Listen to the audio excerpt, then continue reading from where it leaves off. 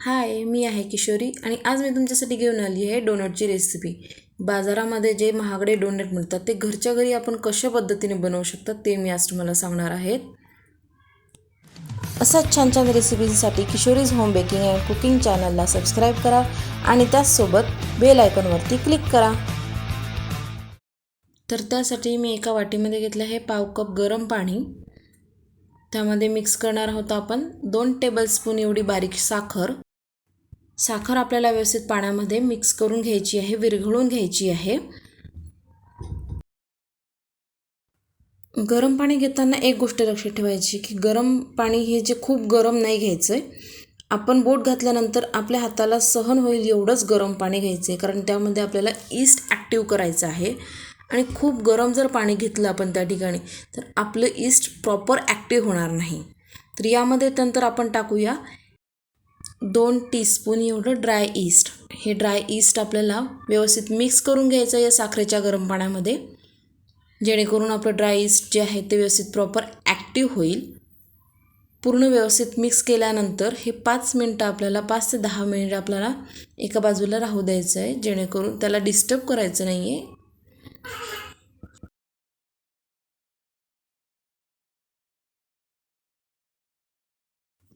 East आता आपलं व्यवस्थित छान कालवून झालेलं आहे।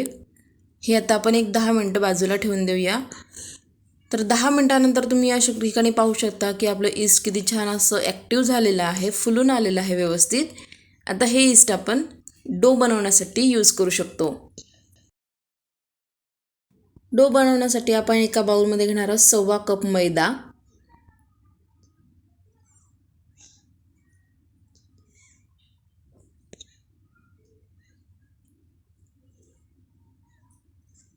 त्यानंतर त्यामध्ये टाकणार आहोत 2 चिमटी मीठ।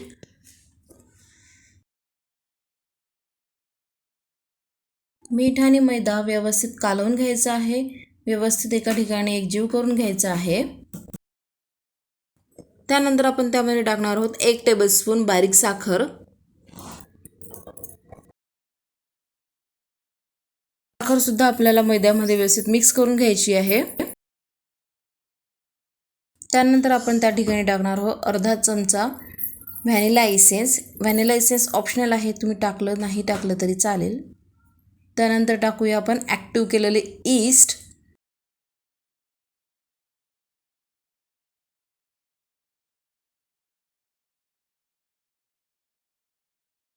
हे सगळं मिक्सचर आपण व्यवस्थित कालवून घेऊया, मिक्स करून घेऊया व्यवस्थित। आणि त्यानंतर आपण टाकणार आहोत त्यामध्ये रूम टेम्परेचरला असलेलं पाव कप दूध। आणि याचा आपल्याला एक डो बनवायचा आहे, सॉफ्ट डो बनवायचा आहे।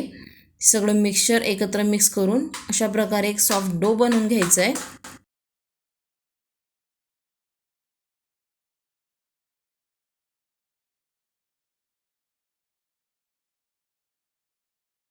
अशा प्रकारे आपल्याला एक डो बनवून घ्यायचा आहे। आणि त्यामध्ये आपल्याला टाकायचं आहे 1 टेबलस्पून एवढं बटर।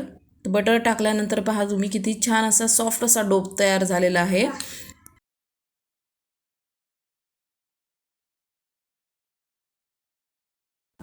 तर आपला डो हा पूर्णपणे आता तयार आहे आणि आपल्याला हा पूर्ण 1 तासासाठी एका ओल्या कपड्याने, नॅपकिनने किंवा कुठल्याही रुमालाने वगैरे झाकून ठेवायचा आहे पूर्ण 1 तास। तर 1 तासानंतर हा डो तुम्ही पाहू शकता आकाराने डबल झालेला आहे। आता या डोचे आपल्याला बनवायचे आहेत डोनट। तर थोडं फ्लोअरवरती थोडा मैदा स्प्रेड करून त्यावरती मी हा डो ठेवणार आहे आणि डो कटरच्या मदतीने 2 समांतर भाग असे याचे करून घ्यायचे आहेत। तुमच्याकडे डो कटर नसेल तर काही हरकत नाही, तुम्ही सुरीचा वापर करून सुद्धा याचे 2 तुकडे करू शकाल। याचे 2 छान गोळे बनवून घ्यायचे आहे, जेणेकरून आपल्याला त्याची पोळी छान लाटता येईल। तर या ठिकाणी एक गोळा आपला तयार झालेला आहे। सेम तसा दुसरा सुद्धा गोळा तयार करून आपल्याला पोळी लाटायची आहे। तर पोळी लाटताना ही व्यवस्थित एकसारखी लाटली जाईल याची काळजी घ्यायची आहे।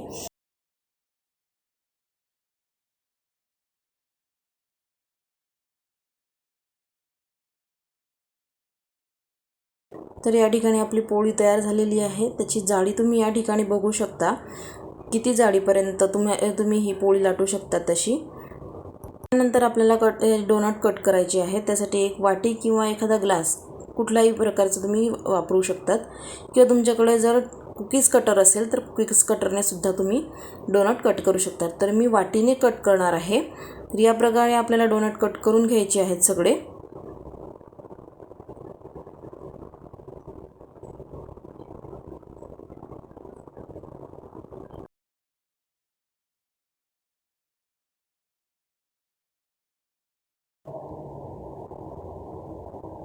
त्यानंतर आपल्याला मधला भागसुद्धा गोल कसा कट करून घ्यायचा आहे. तर त्यासाठी मी यूज करणार आहे, माझ्याकडे नोझल आहेत. तर नोझलच्या वापराने मी अशा प्रकारे सगळं आतला जो भाग आहे तो सुद्धा गोल असा कट करून घेणार आहे.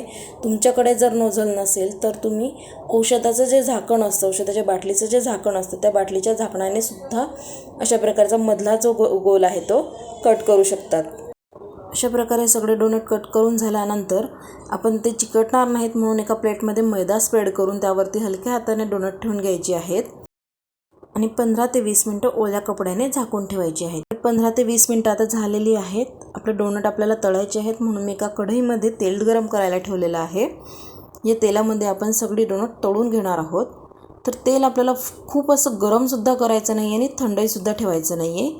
मीडियम फ्लेमवरती आपल्याला हे डोनट तळायचे आहेत. तर एक एक करून हलक्या हाताने हे डोनट आपल्याला तेलामध्ये टाकून तळायचे आहेत. तुम्ही बघू शकता किती छान असे फुलायला सुरुवात झालेली आहे आपले डोनट. सुंदर असे एकसारख्या आकाराने ते फुलत आहेत. अशाच प्रकारे सगळे डोनट जे आहेत ते आपल्याला तळून घ्यायचे आहेत. या ठिकाणी तुम्ही पाहू शकता किती छान असा कलर आपल्या डोनटला यायला सुरुवात झालेली आहे. आता हे डोनट आपण एका टिश्यू पेपरवरती काढून घेऊया. म्हणजे थोडाफार तेल वगैरे जर त्यावरती असेल तर ते टिश्यू पेपरवरती सोक होऊन जाईल.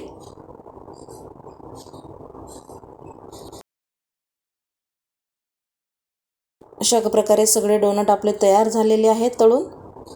यानंतर आपण आता त्यावरती करणार आहोत चॉकलेट गार्निशिंग.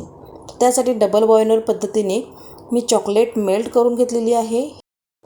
हे जवळजवळ 100 ग्रॅम एवढी मी डार्क चॉकलेट घेतलेली होती. ती मी आता मेल्ट करून घेतलेली आहे. आणि सेम तशीच 100 ग्रॅम व्हाईट चॉकलेटसुद्धा मेल्ट करून घेतलेली आहे. तर त्यानंतर डोनट जे आहेत ते आपण एक एक करून चॉकलेटमध्ये डीप करून घेणार आहोत.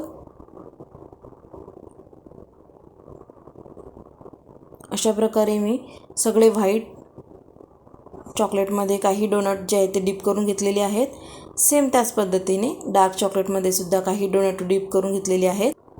तर अशा प्रकारे आपले सगळे जे डोनट आहेत ते चॉकलेटमध्ये डीप करून झालेले आहेत. त्यावरती आपण सुंदर अशी डिझाईन करू शकतात. काही स्प्रिंकलसुद्धा टाकू शकतात, किंवा मी ज्या पद्धतीने चमचामध्ये डार्क चॉकलेट घेऊन व्हाईट डोनटवरती जशी डिझाईन टाकते आहे त्याप्रमाणे डिझाईनसुद्धा तुम्ही टाकू शकतात.